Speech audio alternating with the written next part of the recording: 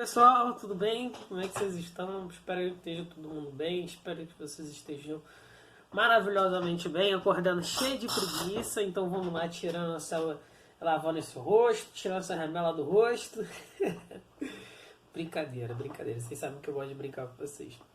Gente, então vamos lá. Hoje a gente vai falar, né, sobre filosofia no século XIX, né, e a importância disso, principalmente para a gente falar até em todos os outros campos. Por quê? Essa parte da filosofia que a gente vai falar agora, né, a gente está vendo até em história, viver uma parte também em sociologia, e também a gente sem entender essa parte. Então vamos lá. Então a gente sem entender essa parte, a gente tem a dificuldade de entender todo um outro contexto que vai vir depois, né?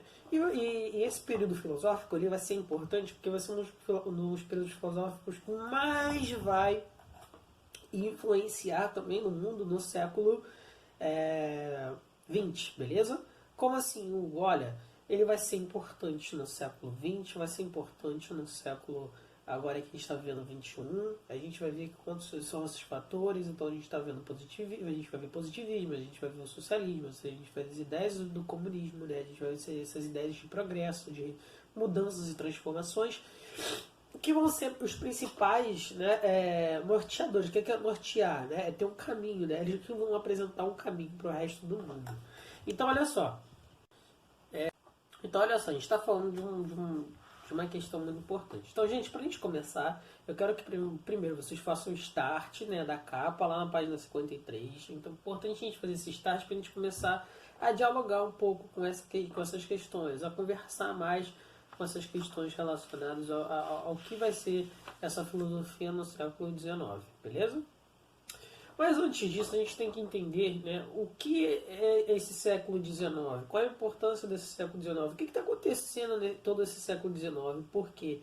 As pessoas que vão passar a falar sobre essas ideologias e vão criar essas ideologias justamente no século XIX, elas também são influenciadas pelo que está ao redor dela, né? Assim como a gente é influenciado pelo que está à nossa volta hoje em dia, né?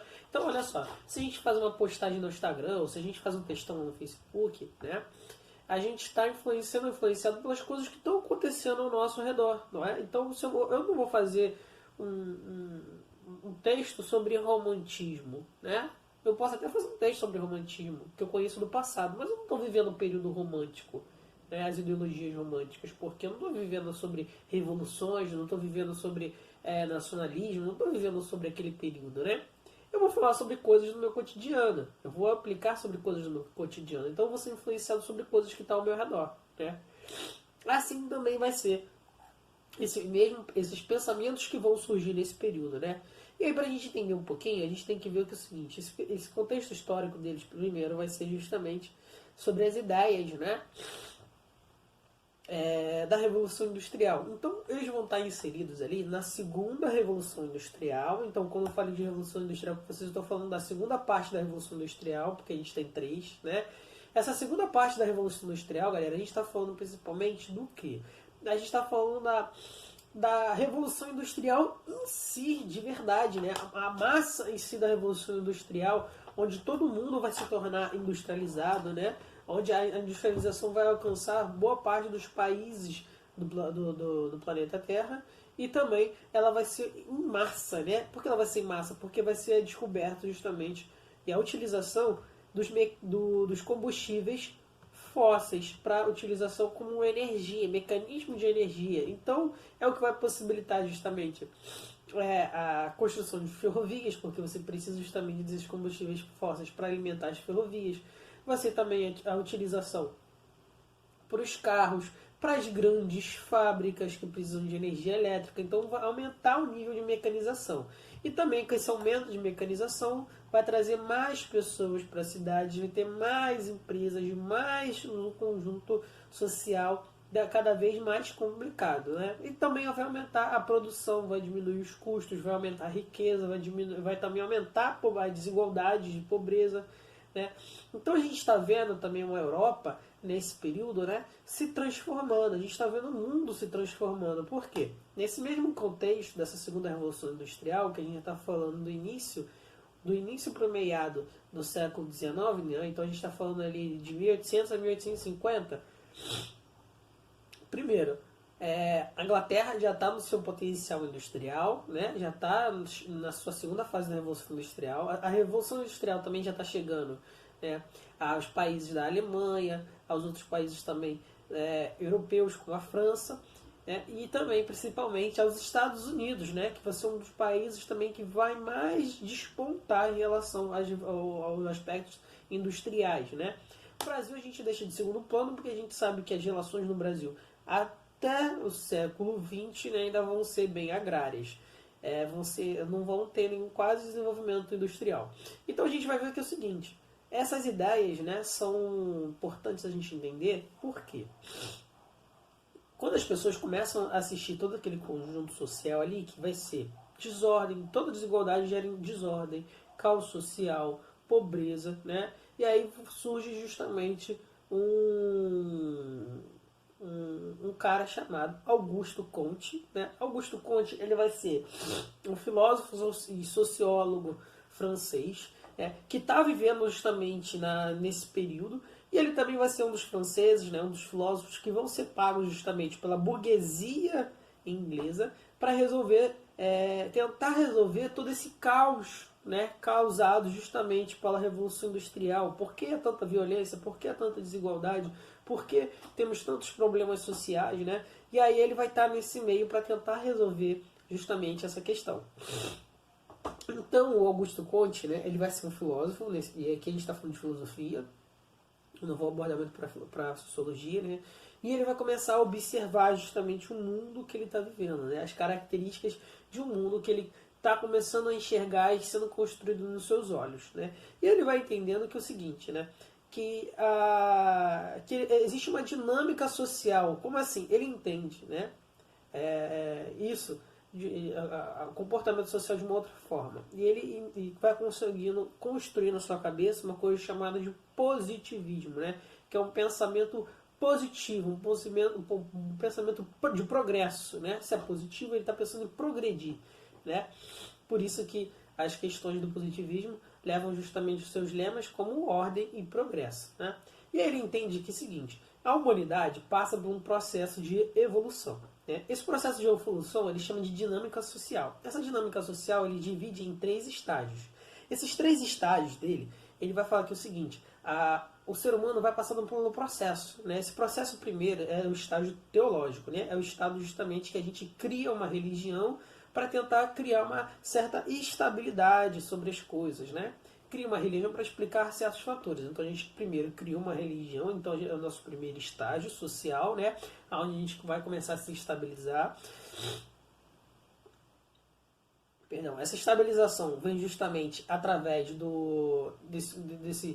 dessa questão divina, da criação de Deus, dos deuses, dos espíritos, né? Esse é o primeiro estágio, é como o homem começa a ver o mundo.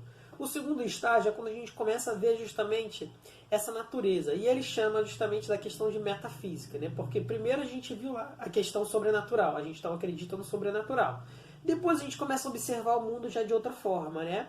A gente começa a ver o mundo já mais como os elementos da natureza, a gente já começa a observar essas coisas, a gente já começa a entender o mundo de uma outra coisa, a gente já começa a ver a água, os 4 elementos, a gente vê o vento, como se posiciona, como por onde a água vai, quando chove, quando não chove. Então esse é o nosso momento metafísico, né? Que a gente começa a ver a origem né, das coisas, a origem dos elementos naturais. Então a gente começa a ter um pensamento originário, né?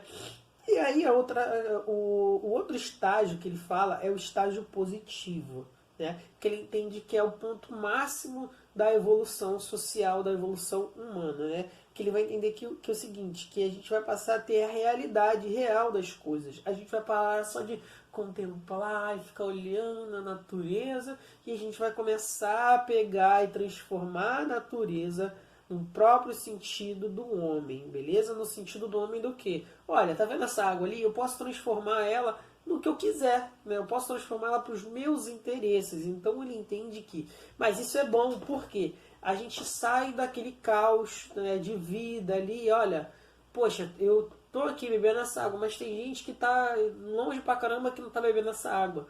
Então eu começo a usar minhas capacidades racionais, minhas capacidades lógicas, para quê, né? E aí o positivismo é dotado de lógica, de razão, né?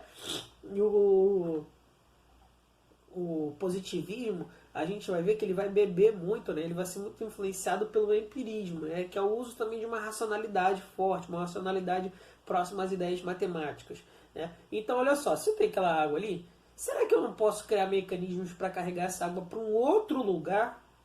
E aí, isso são as ideias do positivismo, né? É como se fosse uma evolução, as ideias da mecanização, né? De construir meios para justamente melhorar a condição de vida humana. Então ele também fala que a filosofia agora nesse momento não deve se preocupar mais com as ideias. Ai, estou aqui pensando e tal, mas e se o mundo fosse criado dessa forma? Ele, não pode ser mais assim.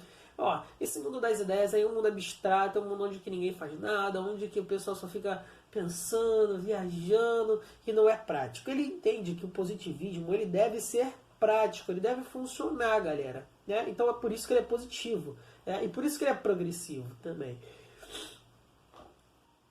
Porque você tem que pôr em prática. Então ele fala que justamente o ponto principal desse positivismo ele deve passar pelo empirismo. Né? Por quê? Porque o empirismo é justamente a soma das duas coisas. Você pensar sobre as coisas racionalmente e colocá-las em práticas. A aprender justamente com os seus objetivos práticos. Olha só, eu coloquei, você lembra o exemplo que eu dei de levar água da cachoeira para um outro local?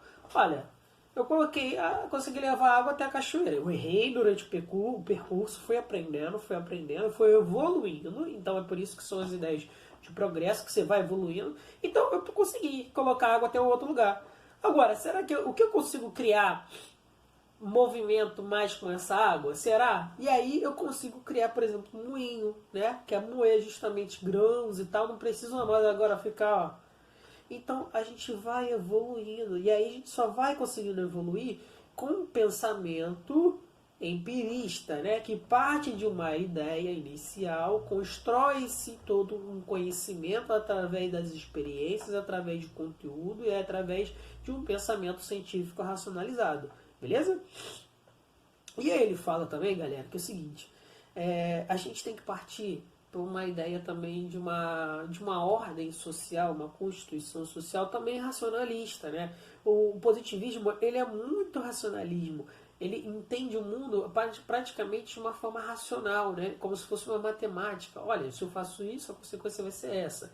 Então, para isso, eu preciso também disso. Então, é um conjunto de coisas, né? E ele fala aqui, também para uma ordem social a gente precisa de uma constituição civil, né? Que são os deveres básicos de uma sociedade, de um grupo de pessoas.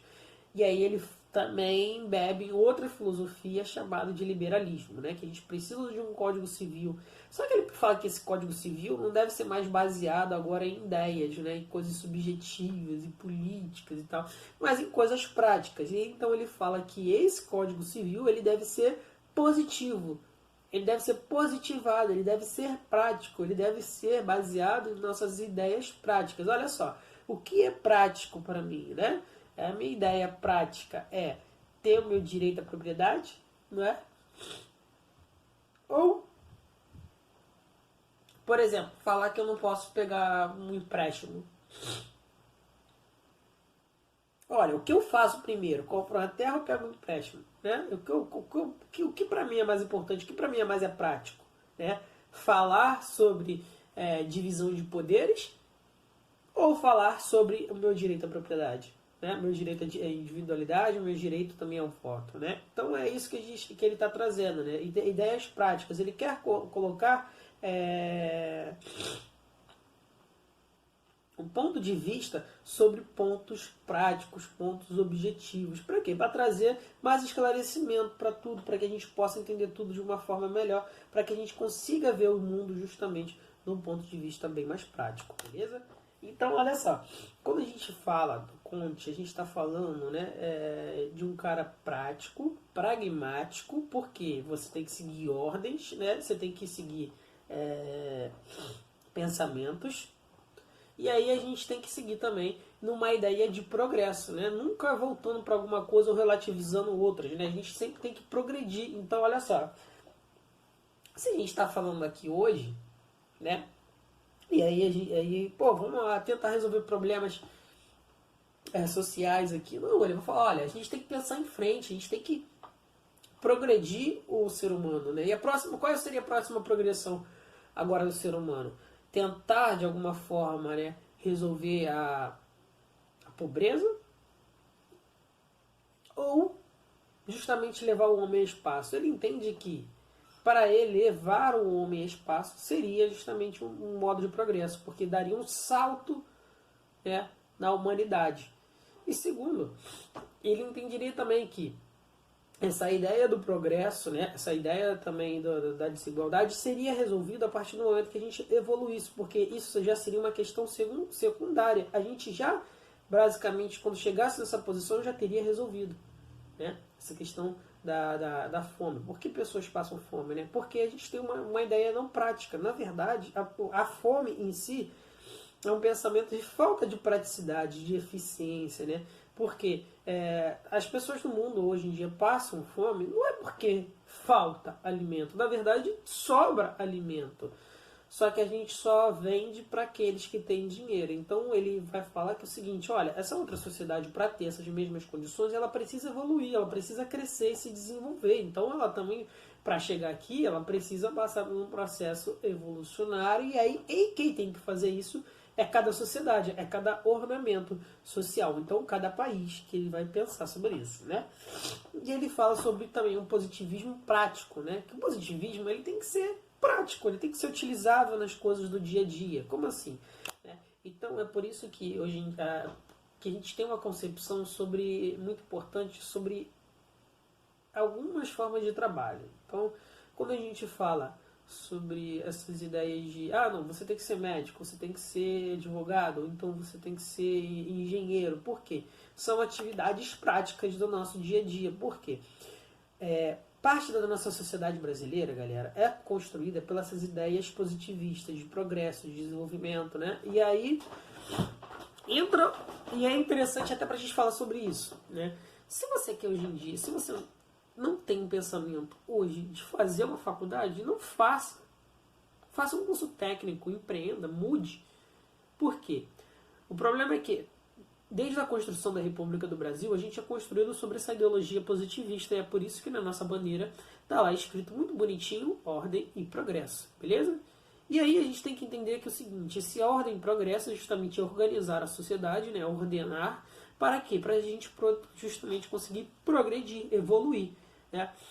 Só que aí, por muitos anos, a gente achou que justamente essa evolução era passada pela questão de todo um conhecimento, de toda de toda uma construção intelectual, né? E a gente achava que, até hoje, que a evolução intelectual isso é justamente uma graduação, uma faculdade.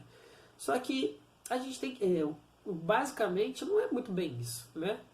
Não é você fazer uma faculdade, é porque muito desse pensamento a gente acha que tem que ser algo prático. Né? Essa praticidade está justamente nas profissões práticas. Olha só, o que mais seria interessante? Você ser um filósofo, que pensar, racionalizar sobre a coisa, ou você ser um engenheiro que põe a mão na massa e resolve questões práticas, né? E aí isso vai depender de cada sociedade. Só que a sociedade brasileira é muito voltada para essas ideias práticas. Não, olha, um engenheiro tem muito mais valor do que um filósofo qualquer ou qualquer outra pessoa, né? E quando a gente leva isso do ponto de vista prático, a gente sabe que, na verdade, a gente depende dos dois, né? De ter um filósofo, às vezes, para orientar, nortear e conhecer, abrir o nosso conhecimento, do que, às vezes, a gente ter tem um engenheiro que não tem obra, né? E a gente não está colocando em prática, mas a gente sempre tenta pensar as coisas de um ponto de vista prático, né? O que é prático? O que é mais prático? Um psicólogo ou um médico? A gente sempre vai achar que é um médico, porque o médico sempre põe a sua função ali em prática, né? Enquanto o psicólogo não, só age nas ideias e tal, não sei o que lá. E é por isso que a gente tem um grande problema, né? Hoje em dia também na nossa própria sociedade. Você tem uma grande quantidade de faculdades, mas você não tem pessoas bem qualificadas. Por quê?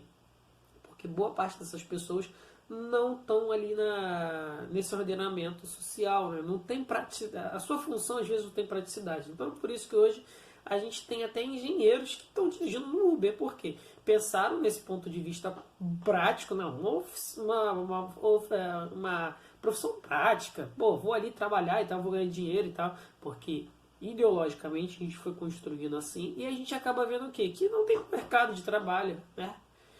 A gente observa uma coisa, uma ideia de progresso, né? Achando que essa é a profissão de progresso, é a profissão que vai evoluir, e quando você vai ver, na verdade, no mundo de vista prático, ela não funciona porque não atende uma necessidade de mercado, beleza? Gente, é só um panoramazinho aí do Conte, né, para também não estender muito essa aula e que a gente possa depois entrar numa discussão. E aí a gente vê depois, na próxima aula, as outras ideias. E a principal dela do Stuart Miller, falar sobre utilitarismo. Beleza? Gente, um forte abraço para vocês. Até a próxima.